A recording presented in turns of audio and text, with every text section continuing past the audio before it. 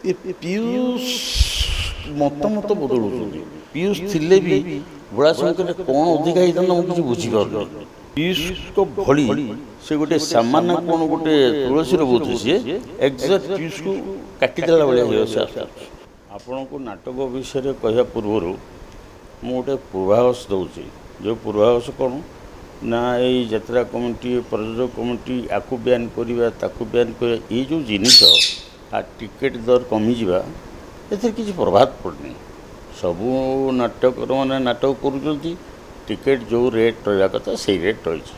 କିନ୍ତୁ ମୁଁ କହିବି ଯେଉଁ 200-250 ଟଙ୍କା ଦେଇ ଲୋକ ଟିକେଟ୍ ଦେଖୁଛନ୍ତି ଗୋଟେ ଭଲ ମାନେ ଅଛି ରାସ୍ତା। ସେ ଭଲ ରାସ୍ତା କ'ଣ ଜାଣିଛନ୍ତି?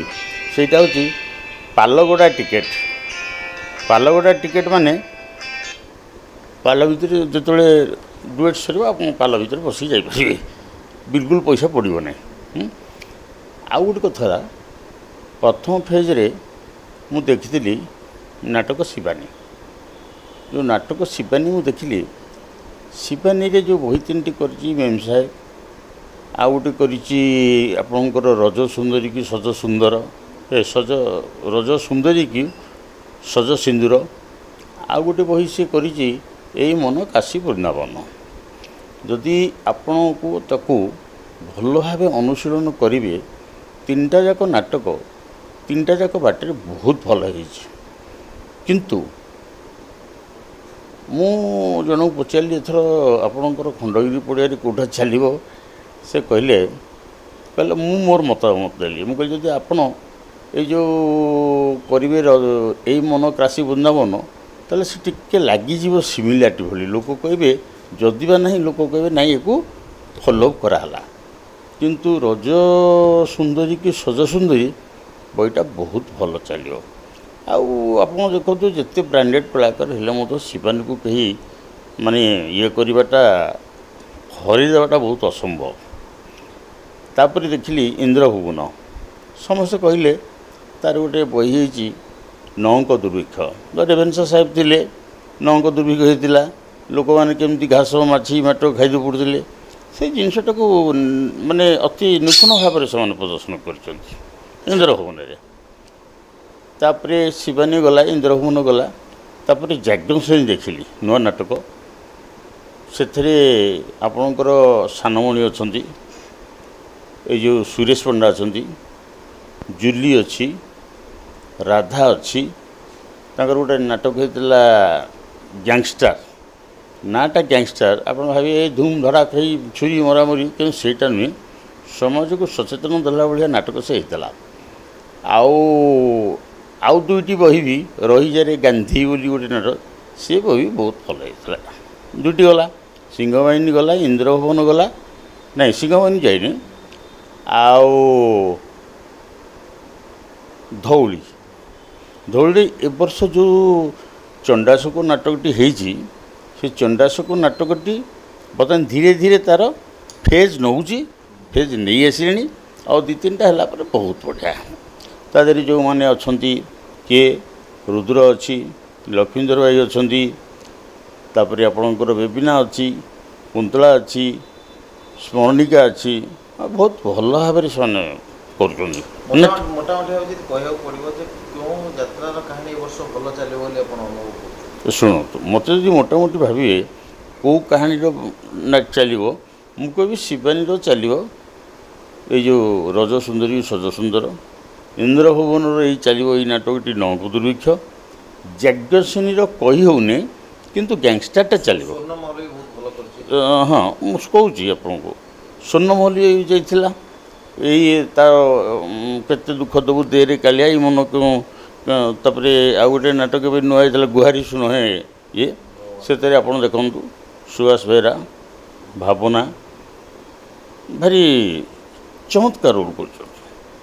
ମାନେ ସେ ଯେଉଁ ରୋଲ୍ ଆପଣ ଚିନ୍ତା କରିପାରିବେ, ମାନେ ବହୁତ ମାନେ ଫ୍ୟାଣ୍ଟାଷ୍ଟିକ୍, ମାନେ ଏତେ ନ୍ୟାଚୁରାଲିଟି ଲୋକଙ୍କ ଆଖିରୁ ରହୁଥାଏ। ସ୍ୱର୍ଣ୍ଣମହଲର ହୁଏତ ଗୁହାରି ଶୁଣ ହେ ଭଗବାନ, ସେଇଟା ବୋଧେ ଖଣ୍ଡଗିରି ପଡ଼ିଆରେ ଚାଲିବ। ଏଇ ନାଟକ ଗଲା। ଏଇ ନାଟକ ଗଲା ପରେ ମୁଁ ଏତିକି ନାଟକ ଦେଖିଲି। ତାପରେ ହଁ, କଳିଙ୍ଗ ନାଟକ ଦେଖିଥିଲି। କଳାହାଣ୍ଡି ଟିକେ ଦୂର ପଡ଼ିଗଲା ମୁଁ ଗଲି ସେଥିରେ ଲାଗିଥିଲା ତାପରେ ମୁଁ ଲାଗେ ନୂଆ ନୂଆ ଆମର ହାପିକର ହେଉଛନ୍ତି ତା'ର ବିଲିୟନ ମୋନାଲିସା କୌଲ ହେଉଛନ୍ତି ତା'ର ମାନେ କ'ଣ ଆଙ୍କରର କମ୍ ହିରୋଇନ୍ ବର୍ଷା ଅସିନି ଏବଂ ତା ସହିତ କିଏ ଅଛନ୍ତି ନା ସୋଫିଆ ନାଟକଟା ଭଲ ହେଇଛି ଟିକେ ଆକ୍ଟରମାନଙ୍କ ବିରୁଦ୍ଧରେ ମୁଁ କହିବାକୁ ଚାହୁଁନି ମୁଁ ଏତିକି କହିବାକୁ ଚାହେଁ ଯଦି ରୋଲ୍ କରୁଛ ତାହେଲେ ମାନେ ଫ୍ରି ଫ୍ରାଙ୍କ ହେଇକି ରୋଲ୍ କରନ୍ତୁ କୌଣସି ପ୍ରକାର ରକ୍ଷଣଶୀଳତା କିଏ କ'ଣ କହିବ କିଏ କ'ଣ ଭାବିବ ଏଇଟା ହେଲେ ଟିକେ ଭଲ ଲାଗୁନି। ଆଉ ମୁଁ କହୁଛି ସିଂହବାହିନୀ କଥା ଆପଣ ଯାହା ନୋଟ୍ କରନ୍ତୁ ଇଟ୍ସ ଭେରି ନୋଟେବଲ୍ ଥିଙ୍ଗସ୍ ସିଂହବାହିନୀ ନା ସିଂହ କିନ୍ତୁ ମୋତେ ଲାଗେ ଘଡ଼ିଆଳ ବୁଝିଲେ କି କଥା ବହୁତ କାମ କମ୍ ସେଥିରେ ଯେଉଁ ଅଛନ୍ତି ଆମର ତମସା ମ୍ୟାଡ଼ାମ୍ କୁହନ୍ତୁ ସେ କ'ଣ ସେ ପିଲାଟି ବବଲୁ କୁହନ୍ତୁ ସତୀଶ କୁହନ୍ତୁ ତାଙ୍କର ଯାତ୍ରା ପ୍ରତି ଯେତିକି ମନୋଭାବ ନାହିଁ କିଏ କ'ଣ କହିଲା କିଏ କେଉଁଠି ଗର୍ବ ଦେଖେଇଲା ଏଇଟା ତାଙ୍କର ଗୋଟେ ସହଜାତ ପ୍ରବୃତ୍ତି ଭଳିଆ ଲାଗୁଛି ମାନେ ସେମାନେ ଆ କିଳା ମୋଟି ପର୍ପସ୍ ସେଠି ଜଣେ ବନ୍ଧୁ ଥିଲେ କହିଲେ ସେ ତାକୁ କହିଲା ଜଣେ କହିଲେ ଆରେ ଆପଣ ତ ବହୁତ ମାଧ୍ୟମରେ ଦେଉଛନ୍ତି ଗଣମାଧ୍ୟମରେ ସେ କହିଲେ କ'ଣ ନା ଆପଣ ଏକ୍ସ ବିରୁଦ୍ଧରେ ବହୁତ କହିଲେ ନା କହିଲେ କ'ଣ ହେଲା ସେଇଟା କ'ଣ କାହାର ପୈତୃକ ସମ୍ପତ୍ତି ଆପଣଙ୍କର ଏ ଗଣମାଧ୍ୟମଟା କ'ଣ ଆପଣଙ୍କ ପୈତୃକ ସମ୍ପତ୍ତି ଆପଣ ଯେଉଁଠି ଭୁଲ ଦେଖିବେ ଯେଉଁଠି ଠିକ୍ ଦେଖିବେ ଆପଣ ସେଇଠିକି ଯିବେ ତାପରେ ଆଉ ଜଣେ ସେଠୁ ଆସିଲା ଆମର ବି ଗୋଟେ ସମ୍ମାନ ଅଛି ଇଏ ଅଛି ସିଏ ଅଛି ଅମୁକ ଅଛି ସମୁକ ଅଛି ଏଭଳିଆ କଥା କହିଲା ଯେ ଯେଉଁଟାକି ଅତ୍ୟନ୍ତ ବାତାବରଣକୁ ଖରାପ କରିବାର ଜିନିଷ ଏଭଳିଆ ଜିନିଷ ଗ୍ରହଣୀୟ ନୁହେଁ। ମୁଁ ଦେଖିଲି ସିଂହବାହିନୀର ଯେଉଁ ଆମର ପାଢ଼ୀବାବୁ ଅଛନ୍ତି ସିଏ ଯେତିକି କହୁଛନ୍ତି ଏମାନେ ତାଙ୍କର ଅଧିକା କହୁଛନ୍ତି ମାନେ ଅର୍ଥାତ୍ ଆପଣ ଦେଖନ୍ତୁ ଖରା ହେଇଛି ଆପଣ ଖାଲି ମାଟିରେ ଚାଲିଯିବେ କିନ୍ତୁ ଏ ବାଲିରେ ଚାଲିପାରିବେନି କଥାରେ ନାହିଁ ସାପ ବଢ଼ୁଛି କିନ୍ତୁ ସାପ ବଢ଼ୁନି କିନ୍ତୁ ଚକ୍ର ବଢ଼ୁଛି ବୁଝିଲେ ଏଇ ଯେଉଁ ଜିନିଷ ଗୁଡ଼ା ଅନିୟମତା ରହିଛି ଆପଣ କହିଲେ ଅନିୟମତା ବର୍ତ୍ତମାନ ଅନୁମାନ କରିବା ଉଚିତ ଯେ ଖଣ୍ଡଗିରି ପଡ଼ିଆରେ କ'ଣ ଚାଲିବ କ'ଣ ନାହିଁ ଅନୁମାନ ତ ଆମେ ନିଶ୍ଚୟ କରୁଛୁ କିନ୍ତୁ ଯେଉଁ କଥା ଲାଗି ଏତେ ଆପଣମାନେ ଯାଉଥିଲେ ସିଏ ଆସୁଥିଲେ ଅମୁକ ତାର କିଛି ନାହିଁ କେଉଁ ସଂଘ ଅଛି ନା କେଉଁ ଦୈତାରୀ ପଣ୍ଡା କେଉଁ ସେ ଯେଉଁ ପିଲାଟି ଅଛି ସିଏ କରୁନି ନା ଆର ପିଲାଟି ଯାହାକୁ ବ୍ୟାନ୍ କରିଥିଲେ କରିନି ଓଙ୍କାର ଗୋଟେ ଅଛି ଭଲ ଚାଲିଛି ବୁଝିପାରିଲେ ଯାହା ଶୁଣିବା କଥା ଆଉ ପାଖକୁ ତ ଆମର ଆସିନି ମୁଁ ରଙ୍ଗମହଲ ଦେଖିବାରେ ବହୁତ ଇଚ୍ଛା ଅଛି କଟି କଟି ଦୁଇଟି କଟି ଡବଲ କଟି ଆଉ ଗୋଟେ ଅଛି ଦରିଆ କୂଳର ଦରଦୀ ବନ୍ଧୁ ମୁଁ ଏବେ ଖବର ପାଇଲି ଯେ ଆଜି ପଡ଼ିଛି ଆଜି ଯାଇ ହେବନି ଠିକ୍ ଅଛି ଏବେ କୁହାହେଉଛି ପିୟୁଷ କାଲି ଆସିଥିଲେ ଭୁବନେଶ୍ୱର କହିଲେ ଯେ ନାଇଁ ଆସିଥିଲେ କହିଲେ ମୁଁ ଦଶହରା ପରେ ବି ମୁଁ ଆସିବି କି ନାହିଁ ଏପର୍ଯ୍ୟନ୍ତ ନିଷ୍ପତ୍ତି ନିଆ ହେଇନି ମେ ବି ଆସିପାରେ ନ ବି ଆସିପାରେ ୟେସ୍ ଏବେ ମୁଁ ଦେଖୁଥିଲି ସୋସିଆଲ ମିଡ଼ିଆରେ ପିୟୁଷଙ୍କ ଭଳି ସେ ଗୋଟେ ସାମାନ୍ୟ କ'ଣ ଗୋଟେ ତୁଳସୀର ବୋଧେ ସିଏ ଏକ୍ଜାକ୍ଟ ପିୟୁଷକୁ କାଟିଦେଲା ଭଳିଆ ହିରୋ ସେ ଆସୁଛନ୍ତି ବୁଝିପାରିଲେ କାଟିଦେଲା ଭଳିଆ ସେ ହିରୋ ଆସୁଛନ୍ତି ପିୟୁଷ ଆଚ୍ଛା ପିୟୁଷ ଥିଲେ ବି ବୁଢ଼ାଶଙ୍କରରେ କ'ଣ ଅଧିକା ହେଇଥାନ୍ତା ମୁଁ କିଛି ବୁଝିପାରୁନି ମୁଁ କହିବି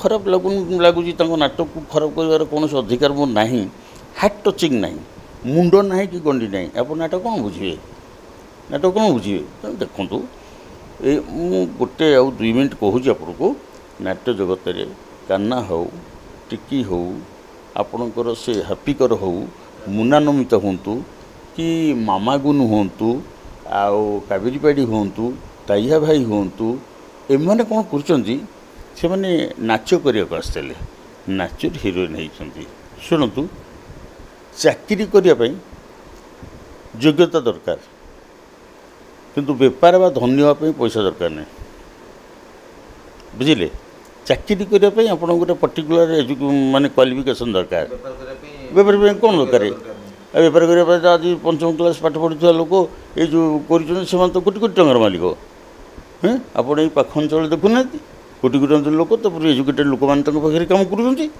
ହେଲା ମୁଁ ଉପସଂହାରରେ ଏତିକି କହୁଛି ये जो पाटितुंड आपंकर किसी दिन पूर्व चली ये पूरा भित्तिहीन मूल्यहीन स्वादहीन वर्णहीन गंधहीन बुझे कि ना जेन यात्रा चलता चलुची 250 टका जमी टिकेट बिक्री हवा कथा हो 200 टका हो एम कथा को पूरा मिछ भावती आउ कौन कह तेणु पुराणा भेटेरियान एक्टर को छाड़देले से नमिता कहतु मुन्ना कहतु मामा गुनु कहतु अजु अपू कहतु कान्हा टिकी कहतु बा विनोद बेबिना कहतु एम छाड़देला नाटक एम ननेक हो पारनि कारण एमाने जमी धन्य होगा चाहते पैसा दरकार बुझिले कि आमको शिक्षागत योग्यता कि आपड़ जिते कले शिक्षागत क्वालिफिकेशन कार केते अच्छी कि शिक्षागत क्वालिफिकेशन तथापि से केमती होती तेणु ये जो जिनिस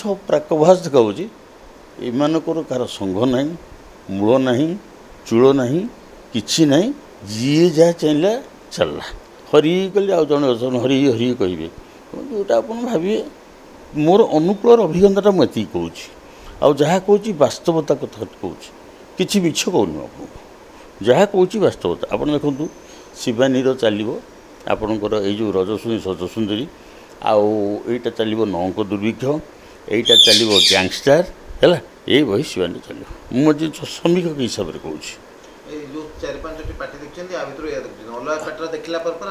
अलग पटे देखला कह जहाँ मुझे देखी ए ग्रेड देखी बुझे आ जो पीयूष कथा कहूना पीयूष कथा कहते ये पीयूष मतामत बदलुं ठाकुर फोटो आसला बापा आसिले देह खराब है ये सब कपल कल्पित बुझिपारे कि काली पीयूष कहते मुझे चढ़ी पुणी कही हेनी आज मुझे भावी पीयूष को दबेला भाया जड़े आसुन ना कौन सामान कौन कौन जड़े चलीगला देश चलुनी कि सब चलुची तेणु सी एमती किसी नुहति जोटा चलनी पीयूष एमती किसी रिप्लेसमेंट नुहति जी चलीगले नाटक चलनी मु दासका दर्शन ये कथा कहि बंधुगण आपण मानकर जो गणमाध्यम यही सब जिनिस प्रयोजक कलाकार एमानकर डिस्टर्बांस एमानकर जिनिस भितर किसी मुंड नथिले आपण आराम रे यात्रा देखंतु एंजॉय करंतु यात्रा है गोटे साहित्य साहित्य आपको साहित्य अनुमोदन करने चेष्टा करूँ एवं आम देखु बहुत बहुत एजुकेटेड झील पुओ समय जाइछन तेणु मु दर्शक बंधु मान एतिक अनुभव करी से एमान कथा मुंड नपुरी बही देखते एवं ये संस्कृति बोलते boarding completed nurture discover fly with pride TSG Gurukul, the ultimate home for your child.